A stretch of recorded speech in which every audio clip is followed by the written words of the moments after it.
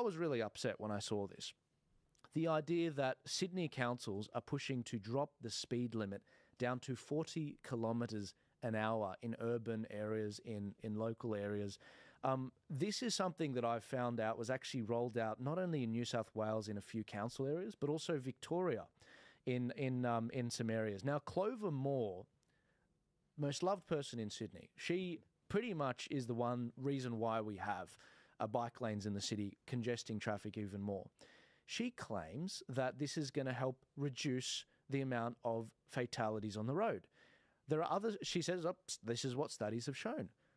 There are also claims that this is also going to reduce congestion on the roads by reducing it down from 50 k's to 40 k's. They're even alluding to even taking it even lower to 30 kilometres an hour. Guys, you're business owners, you're family men, you're people in the community, people that have been paying taxes for longer than I've been alive. What are your thoughts on this? Look, I think a lot of the stuff they're doing in regards to safety comes down to control. They want to, take control of what's going on. Take my child to daycare. There's more than enough traffic. You're not going that fast. Like when there's a lot of traffic, it's not fast. It's not going to make any difference. Most of the time, you're probably traveling slower than that anyway. But at other times, there's no one on the roads. Dropping it down to 40 is not going to be of any benefit. It's just going to slow things down. It's going to create more traffic because it's going to take longer to get places. And I think that's part of the plan. They want to make driving inconvenient to push people onto public transport. By pushing them onto public transport, it's going to move into what we'll talk a little bit later is the mini cities. Because with more congestion, they want people off the road. So how do you get people off the road? You make it inconvenient to be on the road. Yeah, what do you guys think about this? 100%. They're trying to make driving and private transport as inefficient and unenjoyable as possible, so people will see no difference between driving and taking a bus or a train. It's all about getting traffic off the road.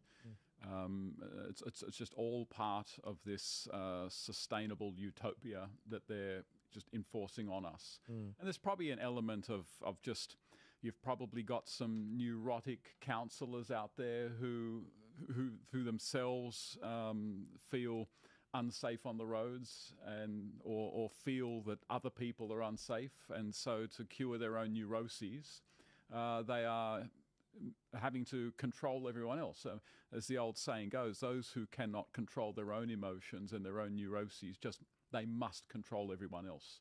And I think that's a lot of this as well. But ultimately, this is about getting cars off the road. I think it was Jordan Peterson who said that, the car is the ultimate embodiment of individual freedom and liberty. And the idea that you can go anywhere and go thousands of kilometres, however quickly you want, really. I want to ask you specifically, Adam, on this.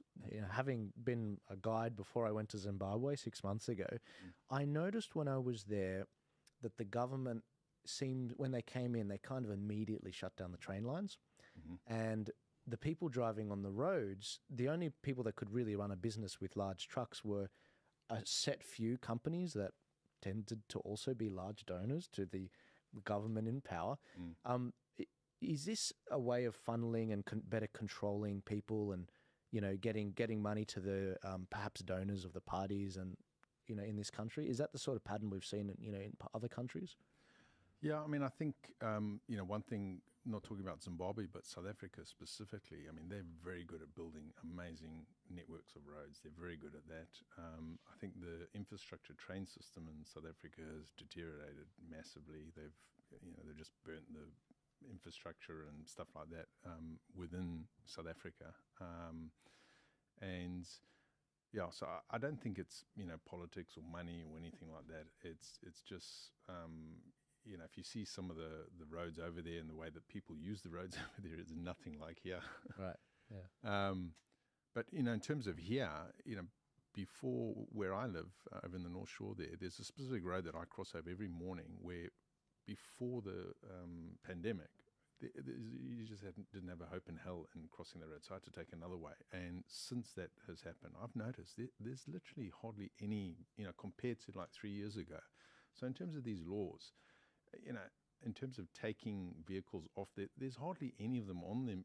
Most people are working from home a lot of the time anyway. So there's actually not a lot of vehicles. And one of the other things I also found is quite recently they said something on the radio, which is, with the kids around, like, slow down because there's kids around, which was around school holidays and so on. And you get those periods which are, you got all the flashing lights and stuff.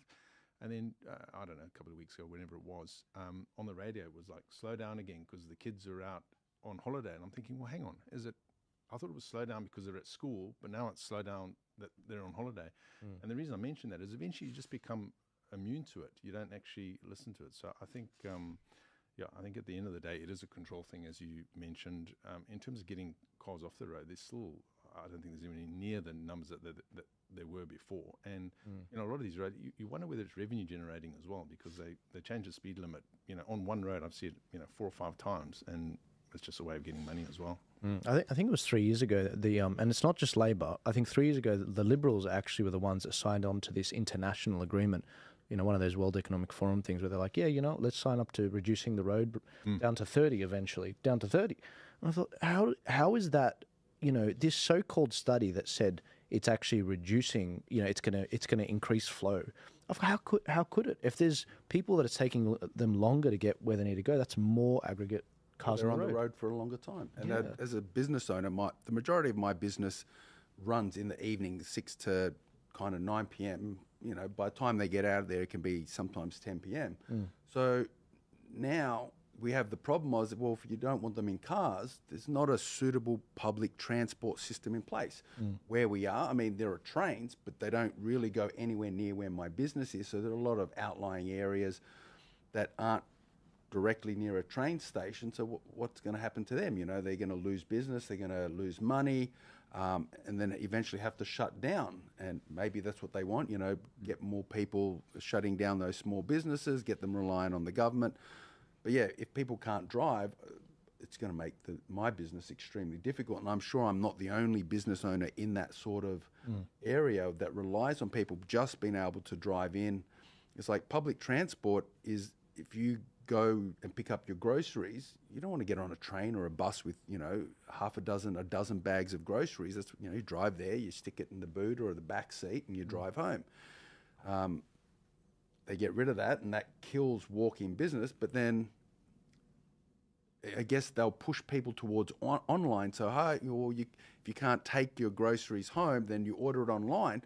But what does that do? That shuts down the small businesses, because now the big retailers, they can handle all the online orders, but the local corner shops can't.